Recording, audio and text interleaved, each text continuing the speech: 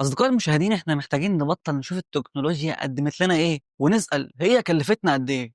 ممكن كل حاجة بقت أسرع، بقينا بنقطع مسافات كبيرة كانت بتكلفنا الأول شهور وسنين، دلوقتي بنقطعها في ساعات قليلة. جايز الإنتاج بقى أضخم والآلة بقت بتقوم بدور العامل بشكل أكمل، لكن في المقابل الإنسان بقى مجرد رقم في جدول الحضور الصباحي في أي وظيفة. حتى العلاقات بقت عبارة عن شوية حسابات على منصات عاجزة إن هي حتى تخلينا نقدر نعبر عن مشاعرنا، بل حتى عن مقاصد كلامنا. أنا أقصد إيه بالإيموشن اللي أنا بعتّه ده، وعشان كده في محاولة يائسة عملنا الإيموشنز اللي بتعبّر عن مشاعر أحيانًا حقيقية، ولكنها في غالبية الوقت بتبقى كذب. إحنا بقينا حاسين إن إحنا ما لناش أي قيمة، وفقدنا المعنى وسط زحمة الدنيا والحياة، وبقى الإنسان لو هو مش مُنتج فهو عديم القيمة. جايز طوّرنا الآلات عشان تريحنا، بس من الواضح إن اللي حصل إن إحنا بقينا إحنا اللي بنشتغل عندها. بقى حتّة تليفون صغير بيحتوي على كل المعلومات اللي في العالم، كأن العالم كله بقى في جيبك، وأي سؤال هييجي في دماغك هتلاقي إجابته بمنتهى السهولة، لحد ما بقينا بنسأل أكتر ما بنتحرك، وبنجاوب أكتر ما بنساعد. بقينا بُخلا في الفهم وكُرما جدًا، جدًا في الرد. الرد وبس،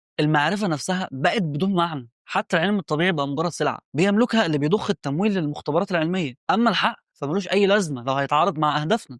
دلوقتي جايز ممكن تبقى أي حاجة وتعيش بالطريقة اللي أنت عايز تعيش بيها، بس في المقابل بقى كل واحد فينا عايش في عالمه الخاص منعزل عن الباقي. حتى مفهوم الصح والغلط اتقلب، بقى الصح غلط والعكس، وعلاء بقى علياء ومارك بقى ماشي على ايديه وبينبح. وحتى المرأة بقت بتتشرى وتتباع في مجلات وفي جرايد وفي اعلانات، وبقى كل واحد فينا محبوس انفرادي في زنزانة مكتوب عليها الأنا، وصوت الفردانية بقى أعلى من صوت المجتمع. بقى عندنا أكتر من اللي محتاجينه، من أكل اللبس الترفيه، لكن ما بقاش في اكتفاء أو قناعة، دايما عاوزين أكتر. وأصبحت المشكلة من إننا كنا جعانين إلى إننا ما بقيناش بنشبع أصلا.